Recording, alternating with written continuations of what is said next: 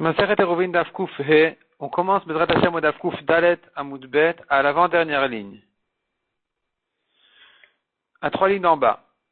On avait vu la halakha de Shmuel qui disait celui qui rentre un sheret tamé, celui qui rentre un reptile mort au Bet Hamikdash, il est chayav. La Gemara fait toute une recherche pour savoir que pense les Tanaïm de cette question-là. Est-ce qu'il est chayav, il n'est pas chayav? La Gemara maintenant elle ramène encore une preuve de notre Mishnah que cette halakha de Shmuel en réalité, elle est dans une marloquette, elle dépend d'une marloquette Tanaïm. Et la Gemara vient comparer cette halakha à notre Mishnah. Donc la Gemara dit comme ça, Ela kehan et Tanaï. Cette question-là de rentrer un sheret au Bet Hamikdash, elle dépend de la marloquette Tanaïm qui dit, d'Etnan. Me'echan motin oto vechule. De où, de quel endroit, de quelle étape, quel endroit du Bet Hamikdash, il faut sortir le reptile mort, le sheret pendant Shabbat. La Touma, on la sort d'où pendant Shabbat? Et on avait une marloquette dans la Mishnah que selon un avis déjà, on avait vu, selon Rabbi Shimon ben Nanas, on a vu qu'il faut la sortir de tous les endroits, de tous les intérieurs du Bet Hamikdash, comme le Echal, comme le Oulam, même plus que ça, entre le Oulam et le Mizbeach, malgré que c'est déjà dans le Khater, donc c'est déjà la cour du Bet Hamikdash, il faut aussi pendant Shabbat sortir le sheret de là-bas. Rabbi Akiva a ajouté, plus que ça, il ajoutait même la Hazara. Donc, de toute la Hazara, il faut sortir le sheret, même pendant Shabbat. Le prendre de sortir du Bet Hamikdash, donc même des endroits qui sont plus à l'extérieur. La Gemara propose de dire que l'explication de leur marloquette, elle est justement à savoir, est-ce qu'on tient comme Shmuel ou pas. Donc, Maïlav Be'ak Kamiflag, n'est-ce pas que c'est en ça qu'ils sont en discussion? Des man, des amar me Hazara, lo, celui qui dit de la Hazara, ne pas le sortir. Kassavar amachnis sheret le Mikdash patour. Il pense que celui qui a rentré un sheret au Mikdash, il est patour. Donc, de la Hazara, on ne va pas sortir le sheret en plein Shabbat. Il suffira de le couvrir. On va se suffire de le couvrir. Mais des endroits plus à l'intérieur, pour le respect et l'honneur de la Shrina, de la Kedusha qui se trouve là-bas, il faut quand même le sortir, même en plein Shabbat. Uman de amar mikula Hazara, kassavar chayav. Celui qui dit que non, il faut vraiment à tout prix le sortir de toute la Hazara. Il pense que d'avoir rentré un sheret dans le Mikdash s'interdit, celui qui le fait il est chayav, et donc même en plein Shabbat, il n'y a rien à faire, le sheret il doit sortir de là-bas à tout prix. Donc ici, ce que Shmuel a dit qu'il est chayav, finalement ça dépendra de cette marloquette-là. Est-ce qu'on le sort de toute la Hazara, ou bien non, on ne le sort que des endroits vraiment les plus intérieurs, les plus proches du Kodesh HaKodashim. La Gemara repousse en disant non, pas du tout, c'est pas ça leur marloquette. Amar Rabbi Yochanan. Donc Rachid dit déjà, ici, selon tout le monde, celui qui rentre un sheret, il est chayav. Celui qui rentre un sheret, il est chayav, donc tout le monde penserait comme Shmuel. Et malgré tout, leur marloquette, ils sont en marloquette à savoir est-ce qu'il faut le sortir de la Hazara, oui ou non. Et vient Rabbi Yochanan et nous dit, Ushnem mikra echad darshu. Les deux Tanaïm font la dracha du même pasouk, chacun dans son sens. Le pasouk dit dans Divrei Yamim, Vayavau haKohanim les pnim à Bet Hashem, sont rentrés les Kohanim à l'intérieur du Bet Hamikdash, les Taher pour purifier, Rashi explique pour sortir la Avodah Zara, et donc apparemment c'était un moment où les rois précédents avaient rentré de la Avodah Zara, avaient incité tout le peuple à faire de la Avodah Zara, et donc ils avaient vraiment sali le Bet Hamikdash avec leurs idoles et leurs bêtises, et là il a fallu tout purifier, tout sortir. Les Kohanim sont donc rentrés à l'intérieur du Bet Hamikdash pour purifier. Ils ont sorti toute la Touma qu'ils ont trouvée dans le Echal. Ça, c'est les Kohanim ce qu'ils ont fait. Les Chater Bet Hashem, Vaikablu Alvim. Tandis que ce qui se trouvait dans la Hazara, les Levim ont reçu, les Nachal Kidron Chuta, pour le sortir à l'extérieur. Les Nachal Kidron, c'était un ravin de Kidron dans lequel il fallait détruire là-bas toutes ces idoles-là. Les Kohanim, par contre, eux, ne se rendaient pas impurs. Rashi dit, voyons Rashi, à la 4e ligne, Rashi à droite. Donc les Levim ont reçu les idoles pour les sortir au Nachal Kidron. Aval Kohanim acherim lo mitamin. Mais d'autres Kohanim ne se rendent pas impurs pour ça. Afalpi shayut tzrichim anashim arbe, malgré qu'il y avait besoin de beaucoup de personnes. Donc j'aurais pu croire que les Kohanim viennent aider aussi, et aussi doivent participer. Ça s'est quand même pas passé comme ça. Ce qui s'est quand même passé, c'est que Elu motim min ha'echal la Hazara, les Kohanim sortaient du Echal de l'intérieur à la Hazara, à la cour du Bet Hamikdash, ve'elu misham velachutz, ve'ilu misham velachutz, mais de la Hazara à l'extérieur, les Leviim hu de mitam'in. Ce ne sont que les Leviim qui se sont rendus impurs pour dégager la Vodazara là-bas, pour nettoyer l'endroit, velo Kohanim, mais pas les Kohanim. Et là-dessus, les Tanaïm sont en marloquette à propos de ce pasouk-là. Ben Nanas Savar, Ben Nanas de notre Mishnah, donc Rabbi Shimon Ben Nanas qui a dit dans la Mishnah qu'on ne sort pas de la Hazara le Sheret, il pense mide ishtene tumat Hazara mi Kohanim le Levim, du fait qu'elle a été changée, la tumat Hazara, la tumat de la Hazara, elle a été changée, c'est-à-dire qu'elle est traitée pas par les Kohanim comme les intérieurs du Beth Amikdash, mais par les Levim, pas par les Kohanim mais par les Levim. Je comprends de ce changement-là, Shmamina, Hechadeita be'azara lo mafkinane be'avera. Ce qui se trouve dans la Hazara, on ne le sort pas en faisant une Avera. Et la me'adrinan aetera, on recherche que ça se fasse d'une manière permise. Et c'est pour ça qu'on ne va pas rendre des Kohanim impurs, on va chercher des Lévi'im. Et donc, uve Shabbat nami le dachinan shvut, de même pour Shabbat, on ne va pas repousser un Issour de Rabbanan en enlevant, en sortant ce muktzela, ce reptile de la Hazara, on va le laisser là-bas en le couvrant. C'est ce que pense Ben Nanas, du fait que ce sont les Lévi'im qui ont traité ce problème-là. Je comprends qu'on recherche à ne pas rentrer dans des problèmes, dans des Issourim, pour purifier la Hazara. C'est ce que pense Ben Nanas. Donc on reprend maintenant dans la Gemara. On reprend dans la Gemara là où on en était. Mar Savar, mide ishtene be'Hazara be'Levi'im, du fait que la Hazara était différente du Echal pour être traitée par les Lévi'im, c'est parce que Touma be'Hazara Leka. La Touma dans la Hazara, elle n'est pas aussi grave que dans le Beth Amikdash. C'est pas aussi grave que dans le Beth Amikdash, et donc elle n'est traitée que par les Lévi'im, et de même on ne va pas s'en occuper pendant Shabbat. On va pas faire un moukté, on va pas porter un moukté pendant Shabbat pour purifier la Hazara. Umar Savar, tandis que Rabbi Akiva lui n'est pas d'accord avec ça, et lui il pense Adecha de l'Efshar Belevi'im Maske Kohanim. C'est pas comme ça que ça marche. En réalité, il est clair qu'il fallait purifier toute la Hazara aussi.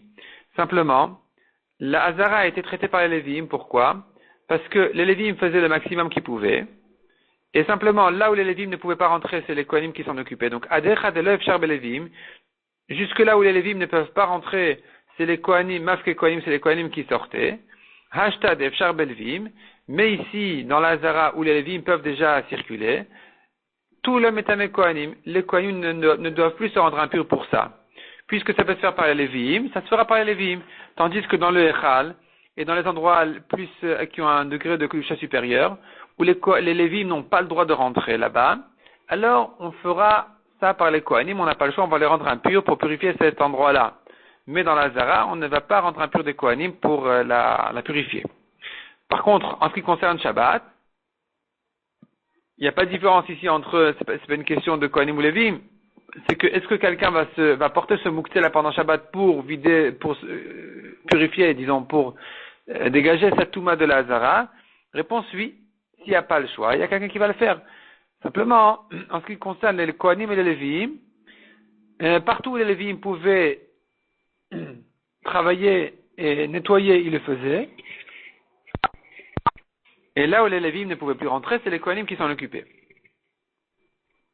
Tanou Rabbanan. Hakol nichnasin be'echal. Tout le monde rentre dans le Echal, livnot, pour construire, l'etaken, pour réparer, ou le otiet atuma, ou bien pour faire sortir la touma. Ou mitzvah be Kohanim, la mitzvah a priori, c'est quand même de le faire par les Kohanim. Imen shem Kohanim, s'il n'y a pas de Kohanim qui sont capables de le faire, nichnasin Levi'im. Alors, les Levi'im rentrent. En shem Levi'im, s'il n'y a pas de Levi'im, nichnasin Israélim. On fait rentrer même des Israélim, comme on a dit, pour construire, pour réparer, ou bien pour sortir la touma. Ve'idi teorin, int me indo. Mais tout cela, ils ne peuvent rentrer que s'ils sont purs, mais pas s'ils sont tmeim. Amar Ravuna. Ravuna ramène ici que il y a un chacham qui n'est pas d'accord avec cette braïta. Rav Kahana, Messiah Rav Kahana qui est Kohen, ou au moins qui s'appelle Rav Kahana, il soutient les Kohanim. Detani Rav Kahana, car Rav Kahana enseigne, Bitor shenemar, ach el aparochet lo yavo. La Torah dit simplement, il n'a pas le droit de rentrer, de traverser le rideau, la parochet, donc de rentrer dans les endroits plus intérieurs. Yachol, lo yehu kohanim balemumin. J'aurais pu croire donc que des kohanim qui ont un défaut ne peuvent pas rentrer nichnasin ben haolam la misbeach. Ils n'ont pas le droit de rentrer entre le oulam qui est l'entrée du Echal, et le misbeach de la Hazara, la satrikwe pachim. J'aurais pu croire qu'ils n'ont pas le droit de rentrer là-bas pour travailler, pour faire des plaquer en or les murs. Talmud lomar ach chilek. La Torah dit ach à la parochet, le mot ach il vient diminuer, il vient faire un chilouk, et dire que c'est pas toujours comme ça qu'ils n'ont pas le droit de rentrer là-bas. C'est pas toujours que j'interdis aux kohanim qui ont des défauts de rentrer là-bas. Mitzvah betmimim, la mitzvah a priori, c'est d'utiliser des kohanim qui n'ont pas de défaut. Encham tmimim, nichlasin balemumin.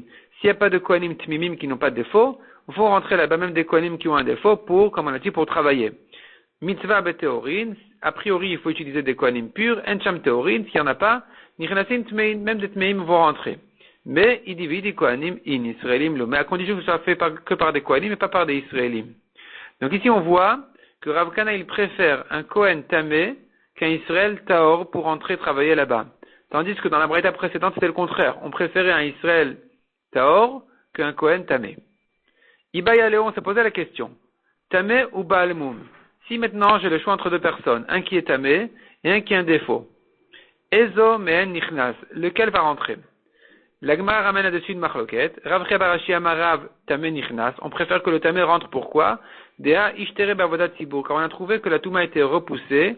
La Touma, on l'a ignoré un peu quand il s'agit d'un korban tzibour. Donc, quand il s'agit d'un korban qui est obligatoire pour tout le tzibour, tout le peuple, dans ce cas-là, si on n'a pas le choix, on le fait même par des tmeim. Si tous les kohanim sont tmeim, ils vont faire le korban, il n'y a rien à faire. On le fait même betouma, la touma elle est repoussée. Tandis que les défauts, on n'a pas connu une halakha pareil qui viendrait dire que un kohen qui a un défaut, il pourra dans certains cas, dans certaines exceptions, faire sa avoda, ça on n'a pas entendu. Mais la touma, oui, la touma elle est repoussée. Touma, brouya betzibour, ou tra betzibour, la touma elle est repoussée betzibour. Donc ici aussi, quand tu as deux personnes, un qui est tamé, un qui a un défaut, on va préférer faire entrer celui qui est tamé, parce qu'on a trouvé ailleurs que la touma elle pourrait être repoussée des fois. Rabbi Elazar Omer, Balmum nichnas. Rabbi Elazar dit non, on préfère celui qui a un défaut. Dea ishtere bachilat kochim. Car on voit que celui qui a un défaut, il a été autorisé de consommer des corbanotes, tandis que celui qui est tamé n'a jamais été autorisé de consommer des corbanotes. Donc tu vois que celui qui a un défaut quand même, il est mieux situé. Ici aussi on va préférer l'ouvrier qui a un défaut plutôt que celui qui est tamé. La Gemara ensuite ramène ce qu'on a vu à la suite de la Mishnah, Rabbi Shimon Omer. On a vu une phrase un peu spéciale dans la Mishnah où Rabbi Shimon disait comme ça. Rabbi Shimon Omer, Makom, donc je relis dans la Mishnah, Makom shitiru lecha chachamim, un endroit où tu vois que les chachamim t'ont permis, Mishelcha natnu lecha. C'est de toi qu'ils t'ont donné. C'est de chez toi qu'ils t'ont donné. Shelo itiru lecha ela mishum shvut. Car ils ne t'ont autorisé que quand il est une question d'Erabanan, de shvut. Une interdiction d'Erabanan, c'est là où ils t'ont permis. Cette phrase elle est incompréhensible, la Gemara vient d'expliquer. Rabbi Shimon Amar Bechoulé. Rabbi Shimon Nechakai. Sur quoi Rabbi Shimon se rapporte? Sur quoi est-ce que Rabbi Shimon il se rapporte en constatant, en disant là où les Chachamim t'ont permis, c'était à toi de toute façon. Répond la Gemara à Tam Kai. Rabbi Shimon il se rapporte sur une Mishnah qui dit Detnan, Mishershir Chutz Latrum Afilu Ama'achat, celui qui s'est retrouvé à la nuit, vendredi soir, il s'est retrouvé en dehors du Troum, même une seule ama, Loïkanes, il ne peut pas rentrer. Il était en chemin, et voilà qu'il est presque arrivé au Troum, et le soleil s'est couché, la nuit est tombée, et il a encore une ama à l'extérieur du Troum, il n'y a rien à faire. Loïkanes, il ne peut pas rentrer dans la ville. Il ne peut pas rentrer dans le Troum. Ou dans la ville au moins. Non, dans la ville, il peut, c'est-à-dire, il a 2000 amas tout autour de lui, mais dans la ville, il ne peut pas rentrer. Rabbi Shimon Omer, Afilu Chamesh Esrei ama, même s'il est à 15 amas de la limite du Troum, Ikanes, il peut rentrer. Pourquoi? Les fiches Anamashochet, Mematin et Tamidot. Car ceux qui mesurent le Troum, quand ils signalent jusqu'ici arrive le Troum, ils ne vont pas vraiment jusqu'au bout. Mipnei Atoim, à cause de ceux qui se trompent et qui dépassent un peu, pour qu'ils puissent re-rentrer, alors toujours on laisse une marge. Le Troum, il est signalé une quinzaine d'amot avant là où il se trouve pour de vrai. Donc si tu t'es retrouvé à une amas du Troum, en réalité tu es dedans, tu peux rentrer dans la ville. Et là-dessus, Rabbi Shimon dit, de Kamar Tanakama lo ikanes, Tanakama lui a dit de ne pas rentrer, Ve'amar le Rabbi Shimon ikanes. Rabbi Shimon a dit, il peut rentrer. Et c'est sur ça que Rabbi Shimon chez nous dit, ce qu'on lui a permis de rentrer, c'est pas parce qu'on a été gentil avec lui, c'est parce que la vérité, il est dans le troum. Donc, Mishelcha natnulecha. C'est de toi, c'est à toi que ça appartient de toute façon, tu es chez toi, de toute façon, tu es dans le troum. C'est pour ça qu'on t'a permis de rentrer. Chez l'Oïtir, on continue dans la Gemara. Chez l'Oïtir ou l'Echa la Mishum Shvut. Car on ne t'a permis que ce qui était interdit, Midera Banan. Sur quoi ça se rapporte cette fois-ci? Echakai. Sur quoi ça se rapporte? Atamkai. Ça se rapporte là-bas, sur la Mishnah qui dit, de Kamar Tanakama, Koshra. On a parlé là-bas de la corde de la harpe qui s'est déchirée, qui s'est coupée. Selon Tanakama, il fait un nœud. Ve'amar le Rabbi Shimon onva. Il ne fait pas un vrai nœud, il fait qu'une aniva. Un nœud comme un nœud simple. Un nœud simple qui peut s'ouvrir facilement. Et donc, aniva de la tili de chiyuv chatat charou le rabanan. Une aniva qui n'est pas interdite minatora, on ne peut pas en arriver même ailleurs à un chiyuv chatat, à une melacha interdite de la Torah. C'est que ça qui a été permis pour la harpe, même du Beth Amikdash. Tandis que kshira datili de chiyuv chatat, un vrai nœud où il pourrait en arriver à un chiyuv chatat s'il le fait pas pour les besoins du Beth Amikdash, lo charou les rabanan, les chachamim ne lui ont pas permis. C'est-à-dire qu'à priori, c'est-à-dire que théoriquement, il aurait même pu faire un nœud ici pour réparer son instrument de musique, puisque la musique, le korban repousse Shabbat. Et donc, théoriquement, Rabbi Shimon pense que même les préparations de cette mitzvah repoussent Shabbat, donc il pourrait réparer les préparations et les réparations se font même en plein Shabbat, donc le nœud aurait été permis, simplement on lui a interdit de le faire, de peur qu'il risque de le faire ailleurs. Et là on ne lui a permis donc qu'une aniva, un nœud simple, que même si ça va se faire ailleurs, c'est pas un problème. Et donc c'est ce que Rabbi Shimon ici conclut en disant, on ne t'a permis l'oïtir ou l'echal mishum shvut. Ce qu'on t'a permis, c'est que quelque chose qui n'est interdit que midera banan, comme une aniva, et pas un vrai nœud.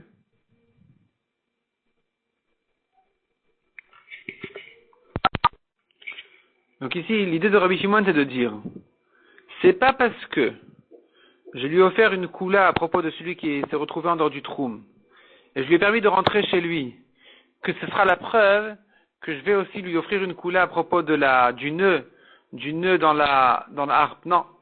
Celui qui pouvait rentrer dans le troum, c'est parce qu'il était déjà dans le troum. En réalité, il était déjà dans le troum, c'est pour ça que je lui ai permis. Mais quand il est question ici de réparer une harpe ou un violon pendant Shabbat, je ne vais pas permettre ici une melacha qui est interdite de la Torah, comme de faire un vrai nœud. Je ne vais lui permettre qu'une aniva, qui est un nœud facile et léger, qui n'est pas interdit de la Torah, qui s'ouvre facilement. Et c'est que ça que je vais lui permettre, mais pas plus que ça. Hadran alach hamotzet tfilin, usli kala masechet eruvin. Un grand mazal tov pour tous ceux qui ont terminé masechet eruvin. Un grand mazal tov pour ceux qui commencent masechet psachim. Et comme on dit dans le texte de la tfila du Siyum, il raconte que le mérite de tous ces Tanaïm, de tous ces Chachamim qu'on a étudié leurs paroles, leur Torah, qui viennent pour nous aider, qu'on mérite que la Torah ne se déplace pas, ne bouge pas de notre bouche et de celle de nos descendants à tout le temps, et que on puisse, comme on dit ensuite, que Hashem Shazartan il essayait Masechet Eruvin de la même manière que Hashem nous a aidé de terminer Masechet Eruvin, pour tous ceux qui ont terminé, ou même tous ceux qui ont étudié Masechet Eruvin, de la même manière qu'Hachem nous aide à commencer d'autres Masertot, d'autres Sfarim, et à les terminer, l'ilmod ou l'elamed, l'ishmor ve'la'asot ou l'kayem, et kol divret talmud toratra be'ava. On aime bien toujours dire un mot pour lier les Masertot qui se suivent dans le chasse, malgré que apparemment c'est qu'une question technique et que pas toujours on voit le lien, mais on voit déjà que le Rambam a déjà cherché un lien entre les Masertot. Donc aussi, on aime bien toujours dire un lien quand même entre les Masertot. Ici, nous avons Masechet Shabbat et Eruvin qui traitent Shabbat. Et après ça, Rabbeinu Akadosh, Rabbi Yehuda Hanassi, quand il a rangé les Mishnah, quand il a placé les Mishnah une après l'autre, il a commencé à traiter les autres Chagim, les autres fêtes, en commençant évidemment par Pessah, qui est la première fête. Mais est-ce qu'il y a un lien direct entre Eruvin et Psachim? Est-ce que ça se suit pour de vrai? On pourrait dire la chose suivante, l'idée suivante. On voit que Masechet Eruvin en réalité, comme son nom l'indique, c'est un Eruv. Ça vient faire un mélange. Ça veut dire que au début, habitaient des gens différents, dans des propriétés différentes, Et les Chachamim ont interdit de porter d'un Reshut Hayachid à un autre. Jusqu'à ce qu'est venu Shlomo HaMelech, il a institué la mitzvah du Hérouv qui vient dire, il y a une solution, on peut considérer que tout le monde est dans un endroit commun à tout le monde, on peut unir tout le monde, mélanger tous les domaines, en faire une seule propriété commune à tout le monde, grâce à ce système-là de Hérouv. Ça, c'est l'idée du Hérouv. Donc, on cherche ici l'idée de l'union pour permettre de porter d'un endroit à un autre, en disant, non, c'est le même endroit, tout ça, c'est un. Dans Psachim, on traite le Korban Pessah. Donc, il s'agit de Pessah. Nous avons dans Pessah quelques mitzvot essentiels, comme le Korban Pessah, l'agneau du Pessah. Nous avons aussi la mitzvah de manger la matzah, la mitzvah de ne pas consommer du chametz, de ne même pas garder du chametz. Ce sont les mitzvot essentiels de Pessah. Et on voit quelque chose d'intéressant à propos du Pessah, contrairement à certainement la majorité des mitzvot, où chaque juif les fait en soi, chez lui, personnellement, il fait sa mitzvah, il vient, il met les tefilines, un tefila sur la main, sur la tête, il met sa mezouza, il fait ses brachot, il fait ses tefilot. Il n'y a pas vraiment un rapport direct entre l'un et l'autre, on n'est pas obligé de les faire ensemble. C'est vrai que il y a beaucoup de mitzvot qui se font plutôt de manière communautaire, mais un homme pourrait s'acquitter de ses mitzvot même quand il est seul. Il pourrait les faire pratiquement normalement, beaucoup de mitzvot même seul. Quand on arrive au Korban Pessah, ici on a une mitzvah spéciale où la Torah nous dit attention, cet agneau-là il se mange, a priori il se mange en famille. Et si ils sont pas cette personne, eh bien qu'il le mange aussi avec ses voisins. Tout le monde doit le manger, bebaïtecha, dans une seule maison, et ne pas se partager en deux maisons différentes. Et attention, il faut le terminer jusqu'au matin ou jusqu'à minuit. On ne peut pas le laisser jusqu'au lendemain. Donc finalement tu as un agneau entier, tu ne sais pas quoi en faire, tu ne peux pas le manger tout seul, et là tu es obligé d'associer encore d'autres et d'autres personnes et de s'unir ensemble, et de cette manière-là, on fait le Korban Pessah. Et d'ailleurs, c'est l'habitude générale, dans toutes les générations, que le Seder de Pessah se fait en grande famille, plusieurs familles ensemble, jusqu'à l'année dernière en tout cas, c'était normal de faire le Seder à beaucoup de personnes qui se réunissent. Donc nous avons ici cette idée-là de l'union de se réunir pour faire le Pessah. C'est quoi cette idée-là d'union? Qu'est-ce qu'il y a au fond de tout ça? En réalité, si on regarde bien, la Kedusha, c'est l'unité, c'est un. Hachem est un. Tout ce qui est au service d'Hachem est relié par Hachem, tout ça revient vers le haut, vers le un, vers le un, avec L majuscule. Le un qui est Hachem, Hachem Echad. Tout ce qui est le contraire de la Kedusha, c'est des grands nombres. Parce qu'il n'y a aucun lien entre l'un et l'autre, chacun tire de son côté. Et donc finalement, tout ce qui va là-bas, de l'autre côté, c'est un grand nombre. On voit, je pense, dans le Zohar, on dit que l'idée de Shabbat, de ne pas porter du Reshut Hayachid ou Reshut Harabim, alors qu'on ne comprend pas, c'est très différent de toutes les autres Melachot. Toutes les autres Melachot de Shabbat, c'est une création, c'est former une nouvelle chose. Et ici, nous avons ici tout d'un coup une Melacha de ne pas sortir un objet d'un endroit à l'autre. Qu'est-ce qu'il a fait? Il a fait quelque chose? Il n'a rien créé. L'idée des Melachot en général de Shabbat, c'est de dire Hachem a créé 6 jours le monde, le 7e jour il s'est reposé, il n'a rien créé. Mais ne pas porter d'un endroit à un autre, on appelle ça Melacha Groua. C'est une Melacha mauvaise, c'est pas une vraie Melacha. Qu'est-ce qu'il a fait? Il n'a pas vraiment travaillé, il n'a rien fait de spécial, il a sorti de là à là. Qu'est-ce qu'il a fait de mal? Et alors on dit dans le Zohar, que je pense que l'idée de Melechet Otsa'a, de ce travail-là qui est interdit pendant Shabbat, de sortir d'un domaine à un autre, du Reshut Hayachid au Reshut Harabim, c'est parce qu'on veut bien faire la distinction pendant Shabbat, qui est un jour pendant lequel tout le monde se sanctifie, que tout appartienne au grand un, à Hachem, et il n'y a aucun lien, il n'y a aucun passage du Reshut Hayachid qui est la symbolique de la Kedusha, de Hachem qui est Yachid, qui est un, au Reshut Harabim qui est le symbolique du contraire. Il n'y a pas de passage de l'un à l'autre, c'est complètement séparé. Et c'est là où la Torah interdit, et c'est très grave, celui qui fait cette melacha de porter d'un domaine à un autre, du Reshut Hayachid au Reshut Harabim, ou le contraire, il est en train ici de faire de détruire le monde, parce qu'en réalité, il vient lier la Kedusha au contraire. Ce qui est dans la symbolique du un du Reshut Yachid, il vient le sortir au Reshut Arabim qui vient faire exactement le contraire. Donc ce lien-là, il est très dangereux et c'est la destruction du monde pendant Shabbat de faire cette chose-là. C'est pour ça qu'elle est interdite. Celui qui le fait, il est chayav mita. Il est condamné à mort. S'il le fait bémézid avec des témoins et qu'il a été averti, il est chayav mita. Donc c'est vraiment une melacha interdite pendant Shabbat. Et donc maintenant on est venu ensuite, les Chachamim sont venus ensuite, ils ont dit même dans le Reshut Yachid, de porter de l'un à l'autre, c'est un problème. C'est un problème. Parce que finalement, tu lis deux unités qui paraissent différentes. Même si dans le principe c'est la même chose, c'est Reshut Yachid, mais c'est quand même interdit de porter de chez l'un à chez l'autre. C'est pour ça qu'est venu Shlomo HaMelech, il a institué la mitzvah de Eruvin, de faire un Reshut Yachid qui viendrait unir tous les Reshut Yachid ensemble et dire voilà non, ils sont tous ensemble. Et c'est pour ça qu'on a vu dans la Gemara toute une histoire entre les Chachamim avec Abaye et Rabba qui n'avaient pas fait de Hérouv chez eux, et un Chacham leur a demandé mais pourquoi vous faites pas de Hérouv, même si vous ne voulez pas porter, il aurait fallu faire un Hérouv quand même. On fait un Hérouv, alors dans le Pshat a priori c'est pour sauver ceux qui portent, de ne pas transgresser le Issour de porter. Mais en réalité, non, il y a aussi une mitzvah en soi de faire un Hérouv, c'est au fond de la chose, c'est un but en soi de faire de tout le monde une unité. D'unir tout, c'est l'idée profonde de Shabbat qui ramène le monde entier avec tous ces innombrables choses. On vient dire que non, tout ça, ça revient à Hachem, tout ça c'est un. Au fond, c'est un. Ça c'est l'idée de Hérouvin. Suite à ça, on arrive à Psachim. Pessah, qui est le premier jour de la naissance du peuple juif, tout se fait maintenant comme la base de la chose. Et là, on voit la forme et la définition à la base de la chose. La base de la Kedusha du peuple juif, il faut bien marquer le fait qu'il est un. C'est pour ça que tout le monde s'unit en même temps pour se retrouver autour du Korban Pessah. On fait un maximum d'union pour se retrouver autour du Korban Pessah, et donc ça nous ramène à la Kedusha, à l'idée d'être un. On n'est pas 10 personnes, on n'est pas 100 personnes, on n'est pas 1000 personnes, on est tous autour du même Korban Pessah, du même agneau qui se mange dans la même maison, par toute cette famille-là ensemble.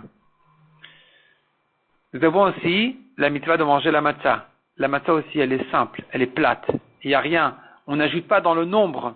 On n'ajoute pas d'autre chose que vraiment le minimum du pain.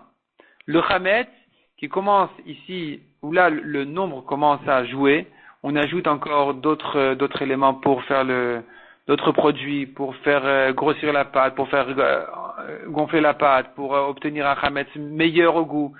Tous ces ajouts-là, quelque part, au fond de la chose, ils vont un peu contre l'idée de base de la Kedusha, où tout est plat, tout est simple, tout est un. Hachem Echad. Et c'est pour ça que, quand on arrive au début de la chose, à Pessah, il faut bien définir les choses telles qu'elles sont. Après, ensuite, on se permet même le pain. Pourquoi? Parce qu'une fois que j'ai attrapé l'idée, alors je comprends que tout ça, ça revient au fond à cette même idée-là. Le pain me sert à vivre pour faire des mitzvot, pour tout ramener à Hachem ensuite. Mais à la base, on le marque. On le marque vraiment physiquement et techniquement. Et donc c'est pour ça qu'on ne consomme qu'un pain plat, où il n'y a rien dedans. Il n'y a aucun ajout. Il est très simple. Et le chametz est interdit. Et avec ça, nous avons le Korban Pessah. On pourrait expliquer aussi le piyut spécial qu'on dit après le Seder. On dit Echad Miodea. Et là, on voit que ça monte de 1 à 13, toutes les notions de Kedusha. Nous avons un Hachem Echad, au ciel et à la terre. Nous avons 2, qui sont les 2 Luchot. Nous avons les 3 Avot, Avraham, Yitzhak et Yaakov, les 4 Imaot, et à chaque fois, on revient jusqu'à Hachem Echad. On dit 2, qui sont tel et tel, et 1, c'est Hachem. 3, qui sont Avraham, Yitzhak et Yaakov, mais 2, c'est les Luchot, et 1, c'est Hachem. Et 4, c'est les 4 Imaot, et on redescend jusqu'à qu'on arrive à Hachem. En réalité, c'est pas on redescend, c'est on remonte.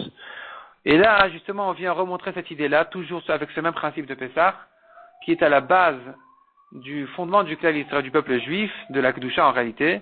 C'est bien de montrer que tout commence par un. Il n'y a pas ici autre chose que Hachem. C'est vrai que quand tu descends, même dans la Kedusha, tu vas commencer à trouver des nombres. Mais en réalité, tout ça, ça remonte à Hachem. Tu vas trouver 2, tu vas trouver 3, tu vas trouver 6, tu vas trouver 10. Mais au fond de tout ça, nous avons que la Kedusha, le fond de la Kedusha, qui en réalité, qui unit toute l'existence, qui est Hachem Elokeinu, Hachem Echad.